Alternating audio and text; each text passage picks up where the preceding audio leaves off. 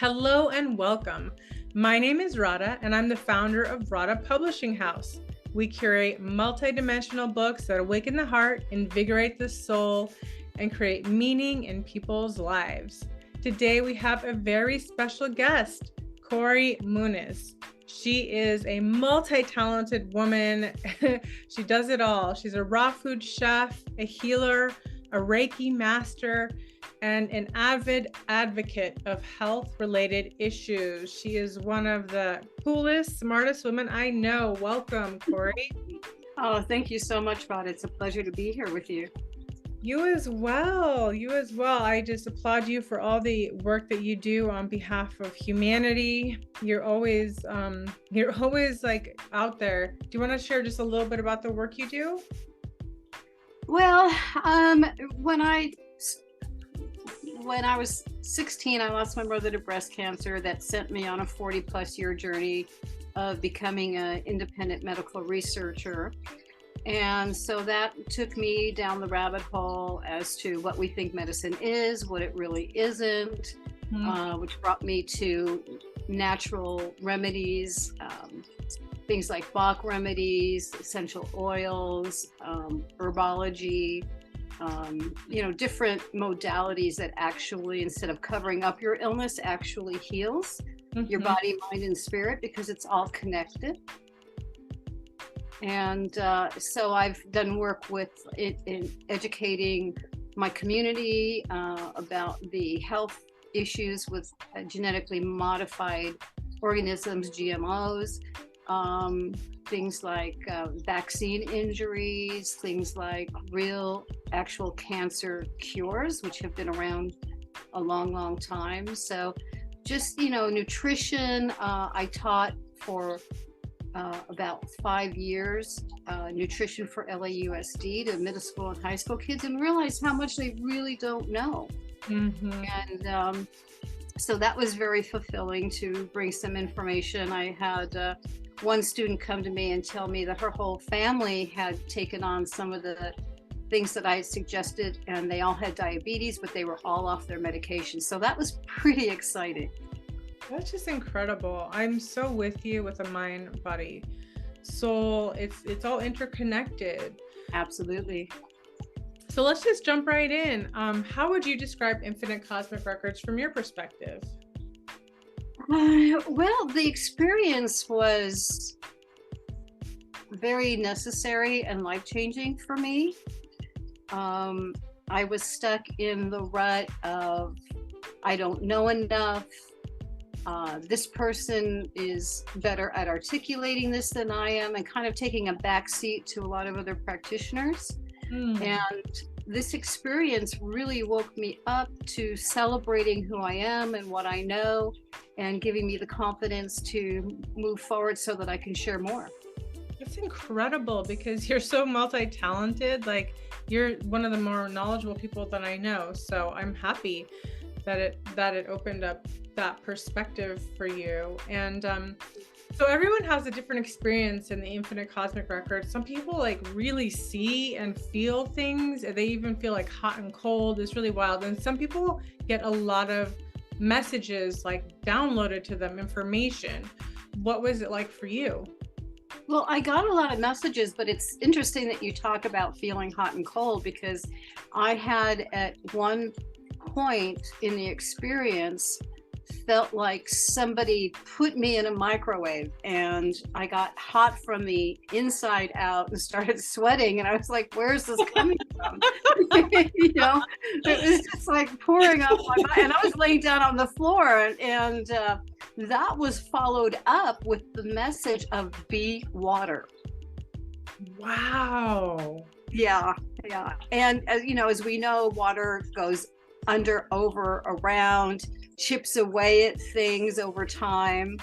And that was, it sounds very simple, but for me, it was very profound. Oh my goodness. That is so wild. It feels like a dam just opened, like, or something, like something shifted in that moment. Yes. And then I had another experience where I just started crying and I couldn't stop. And it was not a light cry either. It was the kind where you're that kind of like trying to catch my breath. And so even though I'm not someone that visualizes in this kind of experience, like you said, I hear more and I feel. Those are my clairs. And so going into it, I was kind of thinking, oh, I'm not going to be able to do this because I know, you walk down the stairs and you see the doorways, and I didn't see any stairs and I didn't see any doorways. And I was just frustrated, very frustrated in the beginning. And,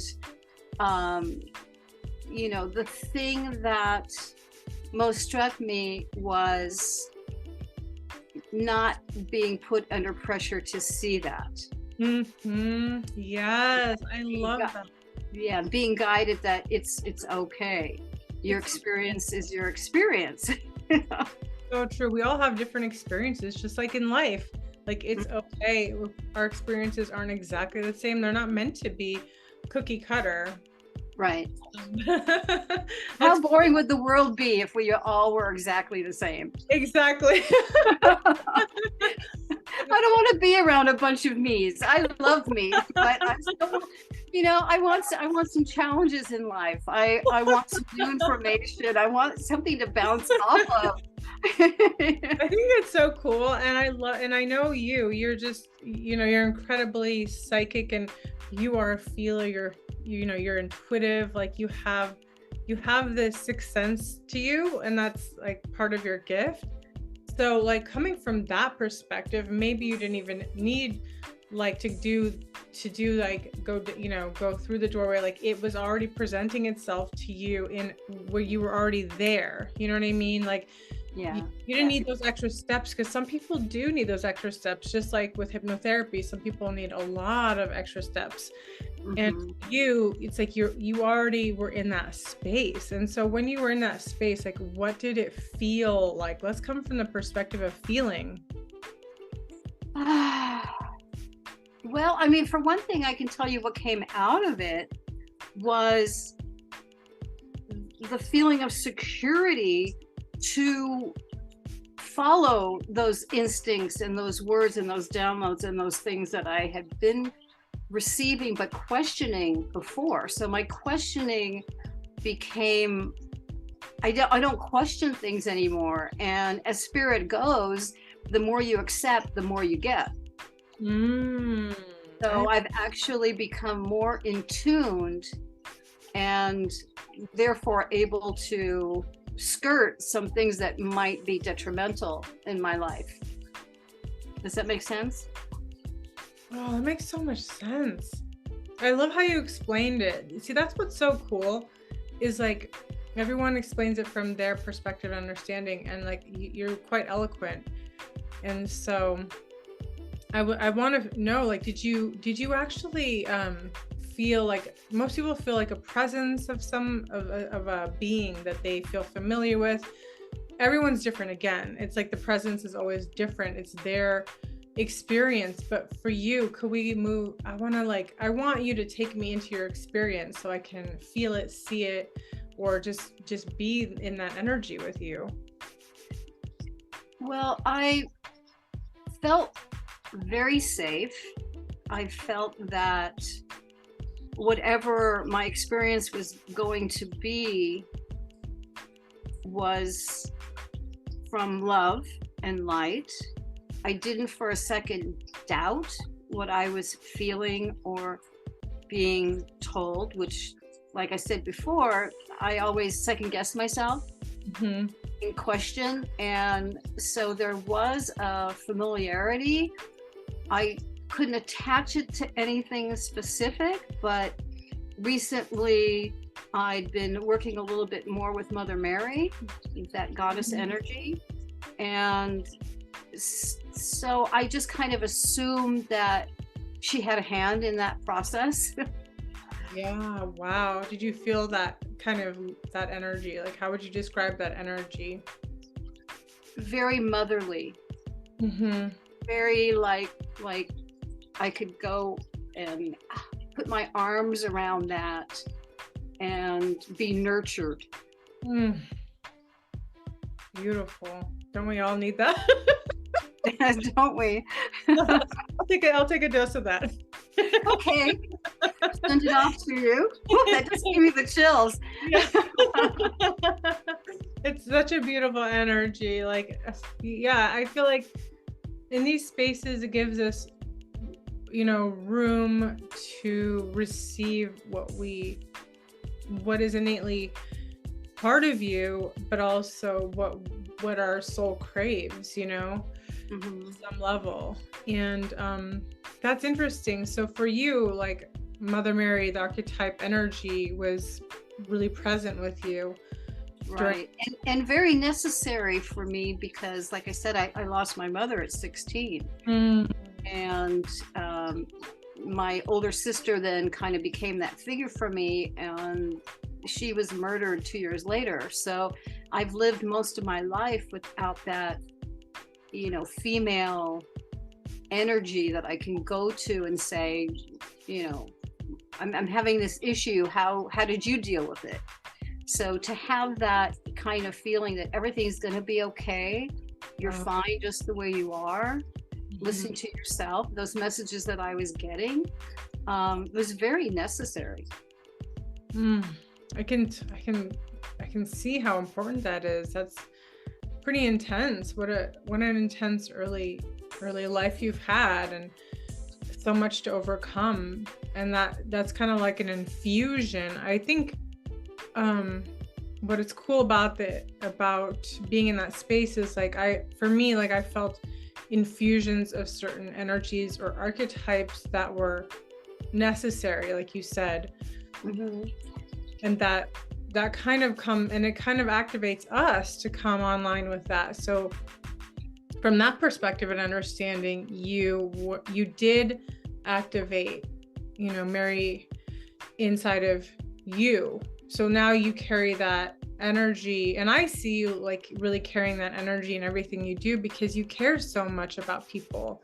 You give so much of your heart. Like when you do something, you do it with all your heart and your soul. Like you're such a passionate, loving person. And I can see how this piece, this essence and energy really wanted you to embody that more as you spread your wings and continue doing the work you do. Yeah, it's, it was very much, you're all right. You can do this. Keep going. You're on the right track. And I feel like if I don't give everything, then what's the use of doing whatever that is? Like when I make food for people, it's, I always Reiki bless it. I always, it's a gift, for me. Whatever I do it from the thought process of I'm gifting this to somebody, to my client, and I don't ever want them to feel like they have to come to me. I want to teach them to be their own, I can't, I'm trying to think of the word, but to be their own doctor, to be their own therapist, to be their own, whatever they need to do to learn how to do that. So they're self-reliant, because especially now in this time, we have to learn how to be more self-reliant. We really reverted to become a bunch of babies. Yeah, I know. It's like, I can't do this.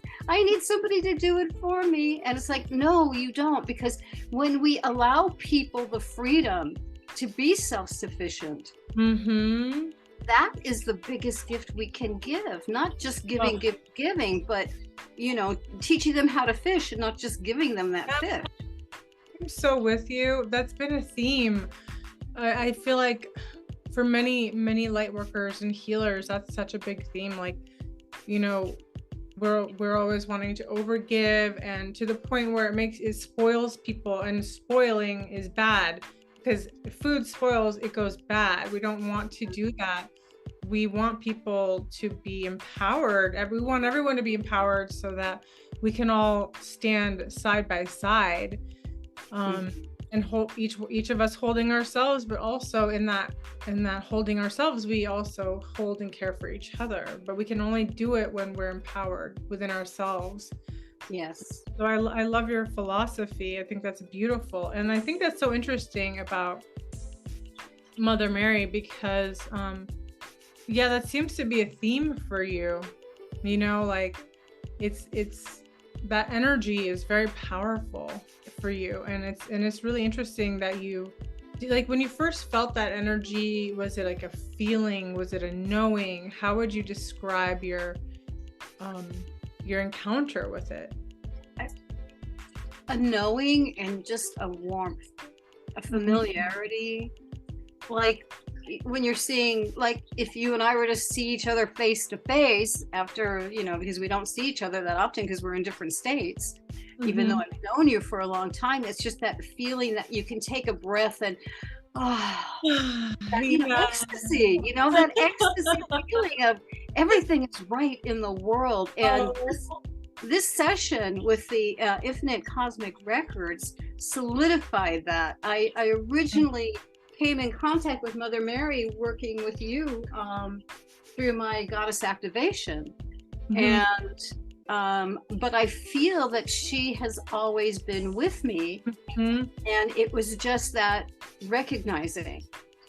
Yes, I always say it's kind of like you're taking back parts of yourself in the Infinite Cosmic Records, and that I really believe that's a part of you. You know, that's your part of your soul signature. And so it's really important that we call back the pieces that belong to us, you know, or that are meant to be working with us, or that we're somehow interconnected with these archetypes. And that's why I really love archetypes, because archetypes they have different faces and forms and energies, but they're also part of us, you know. And I just feel that it's like the next level is really embodying, and I could feel as you're talking, like the embodiment of that archetypal energy. And I know how needed it is in LA right now. No, and I know that you're carrying that, like and then, you know, having to be, you know, do that, you know, what do they call it, the tough love. Yeah. You know, I mean, I just, you know, I am one of those people that will and have walked up to people and just said, "You look like you need a hug," you know. And people just melt in your arms, you know. They're just like, "Oh my God," you know. To be touched without the sexualization is something that we all really, really need. You know, and my session with Maya really did build my soul confidence. You know, it really did allow me to kind of say, yeah, I'm going to do this, and I don't care what you say, and these are my boundaries, and I'm going to stick to them, and if you don't like it, bye-bye. I love it. Oh, yeah. That is so powerful. And that has really shifted since this session. You know, the boundaries became so very important, and I see people are like, they don't know what to do, because I was one of those people that, you know, always yes, always yes, always yes, and then I'd rearrange my life to fit what somebody else needed, and then at the end of the day, it was like, darn, I didn't get this done. I didn't, you know, I didn't take care of me. And now I have no problem with that. And I walk through the heart of the Creator when I do it. And I ask that I'm shown what I need to do this day. And it's just, it's a blessing. It really is. That's just so beautiful. I'm so happy to hear that. And you're just such an incredible woman, you know, since I've known you for so many years. It just, you know, you are that love. You are that love. You really are. So I'm really happy also that you know, you've stepped into your really strong boundaries, because you're so loving and you're so giving, and you know, your heart's so generous. And sometimes we have to put the boundaries on so that we can turn around and love ourselves. We have to fill our own cup. At times, we overgivers, we give, but then we find ourselves empty. And I think that's where we're going, is we all need to fill our own cups, and then we can share with joy and generosity, but not from an empty cup. So I'm really proud of you, and I just love seeing you shine and share your wisdom, because you are an encyclopedia of information. You know so much, and I can't wait to do more podcasts with you and share all the things that we are meant to talk about. But is there anything else you'd like to share before we go?